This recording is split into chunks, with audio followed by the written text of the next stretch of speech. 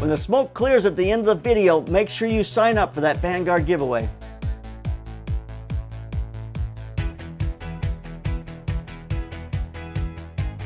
Hi, this is JP Morgan standing on top of a toilet bringing you the Slanted Lens.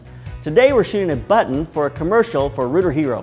So we have our hero standing here totally in silhouette, his cape is flowing next to him, and as the light comes on, the cape flies away and we see that it's Rooter Hero, a plumber, coming to save your day. So to make this little button happen, it'll just go on the end of the commercial during the jingle. We're going to have a light behind, a 1K. It'll have a cookaloris or a cookie. That cookie's going to break up the light, make shafts around our talent, make that really kind of a cool look from behind. And then we'll break the cape loose with a little special effect. And then last of all, we're going to look at the different smoke solutions that Rosco makes. They have 3 different smokes. We're going to look at each of them, do a bit of a time lapse to show how long they last and just how that smoke looks on camera. This will help us to understand a little better about the different smokes we can use and what the application is. So let's get started and see what we can do. Let's look at how we set up our scene today. First, we rigged 2 12x12 duvetines side by side to create a large black background. At the seam in the middle, where the 2 grommeted edges of the duvetines came together, we turned them away from the camera and clipped them together at the back. This blended the 2 duvetines together, giving us a nice clean seam there that will disappear when we light our scene, and especially when we add our smoke. We brought in a toilet for him to stand on. I mean, it's Rooter Hero, he needs to be standing on a toilet. This is our entire set. It's very simple. It's just a black background and a toilet that our talent's going to stand on. The first light that we're going to set up is the 1K. That's going to aim directly at our talent's back. He's literally going to block it from the camera view. This light is pivotal to everything we're going to do. It's going to determine how the cookaloris or the cookie looks. It's going to show us the smoke we're going to use, so it's important to get this light up first. We now set up our Rosco smoker and proceeded to create a cookaloris or a cookie. We want to shape that 1K that's aimed at our talent's back. Our cookie is going to be cut out of foam core, so let's get that started and see what we can do. The goal of our cookie is to create light streaks that emanate around our talent, making him look like a superhero. At first for our cookie, we start cutting long triangles, the points kind of coming to a center area like the spokes on a wheel. The idea was, well, these are like spokes that give these streaks that want to come around him. That really didn't work at all. A more traditional method was a lot more effective. We cut just random holes that allowed the light to pass through in some areas and not in others. Several pieces of cookie were clamped together to create the light streaks. If we needed more light in an area, we would cut pieces of cookie away. If we wanted to block light, we would just clamp or tape pieces of cookie in place that would block the light in that area. It really became an experimental process where we're cutting and taping and just trying to work to a point where we like the look of the smoke. With our cookie creating the look that we want, we're really ready to test the perfect smoke for the shot. Now, I've wanted to test the 3 types of Rosco smoke for some time, so this is the perfect time to do that. We need to know which one of these 3 smokes is best for our shot, but more importantly, I want to have a deeper understanding of what each of these 3 smokes do and how they relate to one another. We've been running smoke for a while, testing with our cookaloris, so we're going to first bleed all the smoke out of the machine. Then we're going to run fluid in the machine for 1 minute, see what kind of smoke that produces. We're going to run the camera for 10 minutes and see how long the hang time is for that particular smoke. We'll time lapse that to show you the result. This is our Rosco Light Fog Fluid. We're going to see what this does with our test. This fluid is a more translucent fog effect that disperses into a haze much quicker than the original fog fluid. It's great for just putting a nice haze in the room where you don't really see smoke, but just gives you atmosphere.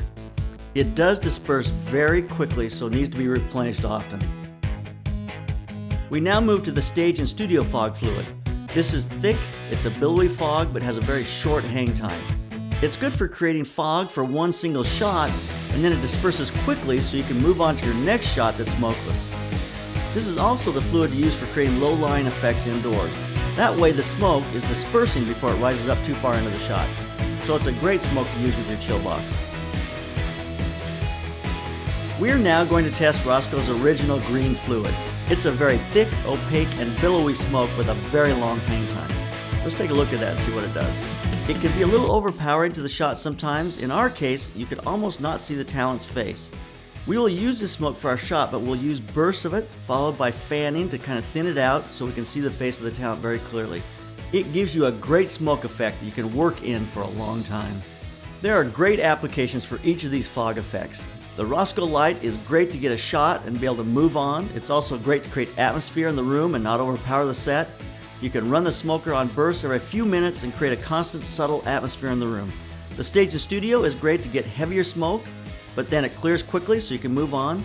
The standard green stuff is a great smoke that is thick, hangs in the air a long time. I love this smoke outside because it's thick, and even if there's a little bit of wind, it's going to hold together. So there's a quick look at the 3 Rosco fog fluids. It's time to finish our lighting.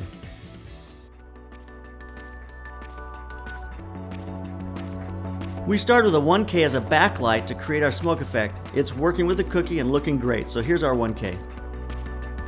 We will now add a medium softbox on our talent. This is a Photoflex medium softbox with a starlight tungsten light in it. It's boomed overhead and feathered up just slightly so that the light will fall off on the pants and concentrate on his face. He will need to look up to keep that brim of his hat from creating a shadow on his face. Here's our softbox as the key light. We will now add a 39 by 72 inch light panel as a fill light. It's going to open up the shadows and make the image a little more pleasing. Here's our lighting breakdown. We have 3 lights and some great smoke. In a very real way, smoke is a light. It disperses the light and it gives light a way to be seen. Smoke really is our 4th light. Here's some of the images we shot on set.